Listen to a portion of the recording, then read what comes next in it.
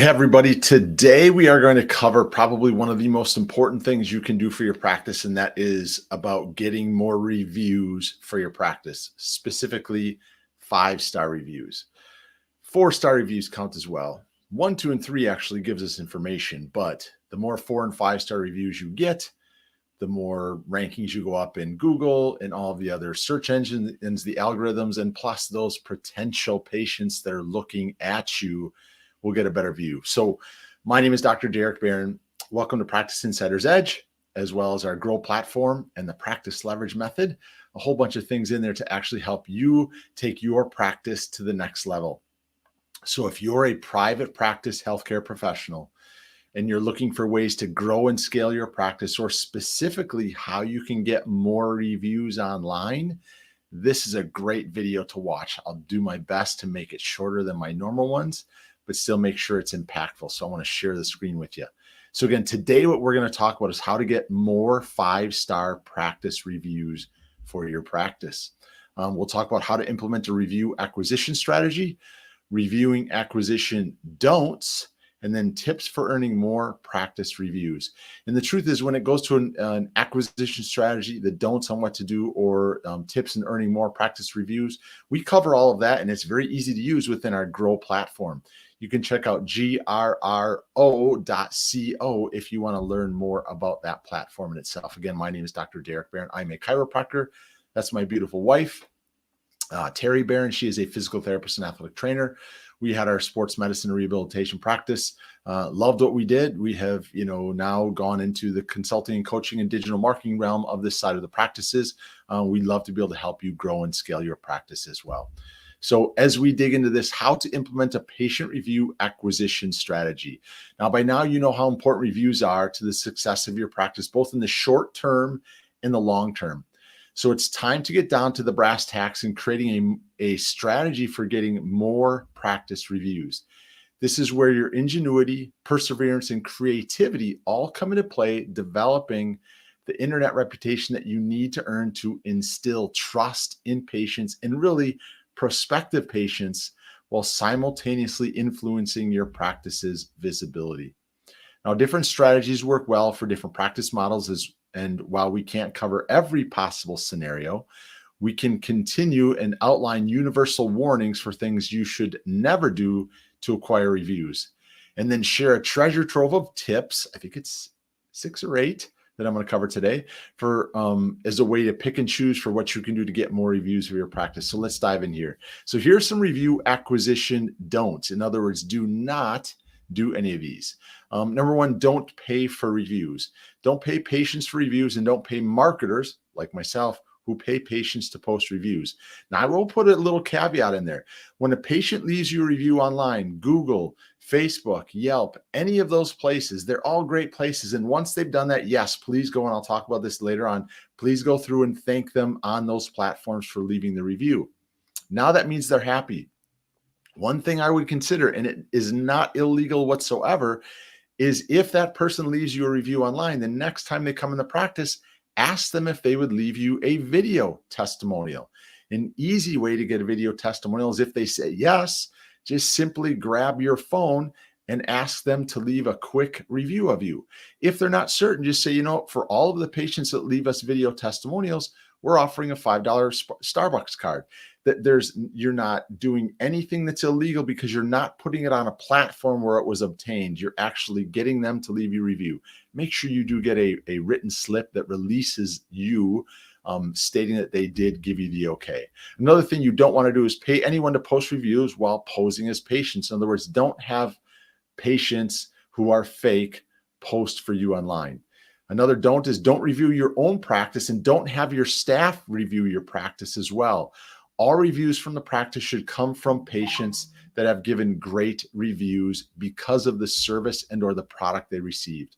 Also, don't set up a review kiosk in place of a practice to ask for reviews. In other words, there's something called an IP address at your office. And if you take an iPad or an Android device and you get a review, if every single person is going through that same IP address, you're going to be flagged, and many of those are going to be removed. You can get an IP switcher if you want. You're still kind of playing with a little bit of fire. So my suggestion is you literally can have a QR code at your front office, have them scan it. It'll take them directly to your whichever page, Google, Yelp, WebMD, wherever you want to take them. Another one is don't negatively review your competitors. I know this sounds crazy. You wouldn't do that. It's unethical to go against one of your competitors, it's in your community, and kind of slam them. Don't do that unless you've had personal hands-on care. When we had our practice, we had a provider in our community that was saying terrible things. And actually my wife worked with that individual at one point in time. So there are really poor people that are out there. Don't be one of those. Hold yourself to a higher standard. Don't engage in forms of marketing that will result in a sudden influx of reviews on a single platform. In other words, what I don't suggest is getting a list of all your patients that are Google, sending it out to 100 of them. And what if 17 of them replied that exact same day? Google would flag that and tell you that you are doing things that are wrong. Another thing is don't narrow your focus to a single platform. I still believe in this last sentence, Google is king, but it's great to spread the wealth out against multiple platforms. The ones that we truly like are Facebook, Google, of course. Yelp is good. I don't say great unless you're in a big inner city metropolitan area. WebMD is another great place. There are other places to use, but Google is the number one, but it's always best if you spread them around. Another don't is don't harm your reputation with unprofessional owner responses to negative reviews. This is always difficult. It's always hard for you to take the blame, but the truth is you have to figure out a way in which you can let them down easy. The important reason is there is someone that is going to read the response to that review, and they will make a buying decision if they will choose you over a competitor.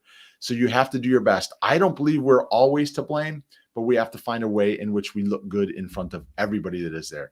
Another don't is ignore the guidelines of specific review platforms. So again, be careful on how you are leaving reviews out there or getting people to leave reviews for you. And then finally, do not forget about your own website. It's important that you add those reviews to your website as well. Now, these may seem like a lot of don'ts, but once you've mastered avoiding these potentially disastrous pitfalls, you're ready to start experimenting with a variety of techniques to encourage these patients to leave reviews in your practice. It'll take a little bit of trial and error, but keep pushing more and more. So here's some tips for earning more practice reviews. Number one, a recent survey found that 25% of patients only leave reviews if their experience was really good, and another 33% of patients leave reviews if an experience was really good or really bad. So the better experience you can offer them, the more likely they are to leave a review. In other words, extremely positive and extremely negative experience appear to drive most of the reviews. So taking this into account, the in-office and direct hands-on experience you provide patients is the most significant factor in the number and sentiment of the reviews you will give. So it pays to deliver the best patient experience possible from the first phone call to the hands-on treatment in the practice. The empathy and generosity of your patient customer service policies, the fine detail and regularity of your staff training, your quality control measures, and the culture of your practice are all vitally important to earning a competitive volume of patient reviews. So delighting patients and exceeding their expectations is the foundation for any strategy for earning positive reviews. The second point that we want to cover is if you're a brick and mortar practice, I know we have some people that follow us that are mobile practices, but if you have it, make sure to use some in-store signage to encourage reviews. Like I said, you can put banners up, you can have cards, you can have brochures, receipts. On your receipt, you can put a QR code if you want, but anything you can do to make people think, hey, I should leave a review, have that QR code that's going right into your platform. For us, we have QR codes that our clients use, but it's still going to take them through our Grow platform so they leave reviews, because we want to make sure we're reminding them, because not everybody's going to take action on that first point. So as I say here, in-store apps, beacons, QR codes, all these interactive devices can help you to get a better review system and platform going online. Number three, collecting email addresses and cell phone numbers at the time of service is a powerful practice you should be implementing. Why? Cell phone numbers. The best way to get engagement and communication if you send out a newsletter is send out a quick text that says, hey, our newest newsletter dropped. Make sure to check your email, or you can click this link if you want to read it. The same thing with the email address. That's what you want to be doing. You want to be making sure people are seeing what you have. So collect their cell phone and collect their email address, and make sure that you are giving them platforms to choose from when you are sending it out in an email or a text, such as Facebook, LinkedIn, or Instagram. So train your staff to verbally mention how much a review would be appreciated, especially when a patient seems happy. Let me see if I have this. So I'll cover this in just a second. And there's that little bell. So I'm a 52-year-old fella. If you're middle-aged like myself, if you remember going to the store when you were younger, there would be that little buzzer that was there. If there was no attendant at the store, so at the Sears store or at the JCPenney store, no one was there, you would ding that little bell and they would show up.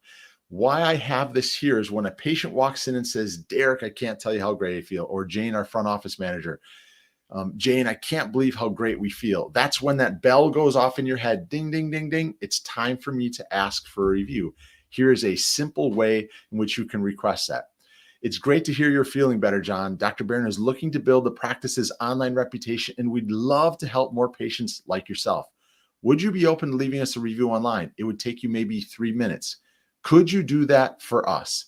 If you ask that politely, how are they going to say no? And at that point in time, with our Grow platform, Jane would simply enter first name, email, cell phone, and click submit. It immediately pings them out an email and a text message. If they don't respond, they're going to get a reminder a day later. If they don't respond, they're going to get a reminder a couple of days later.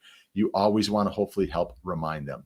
The fifth point that we're talking about is bearing in mind that not every patient is a tech whiz, so consider sharing a nice and simple review handout at the time of service. So when a patient comes in and again, they tell you, boy, I can't tell you how much better I feel.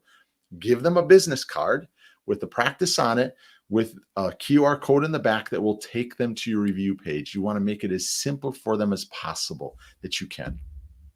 Number 6, on your websites, your own reviews or testimonials page, showcase links to your third-party review profiles. In other words, when they go to your testimonial page that has both written and video testimonials, make sure there are links to other places they could leave a review.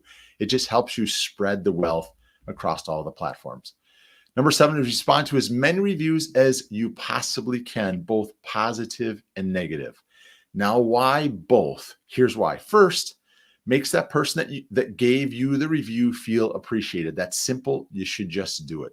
Number 2 is helps others see that you care about your patients, especially during bad experiences. And number 3, it will help push you up the Google Maps algorithms.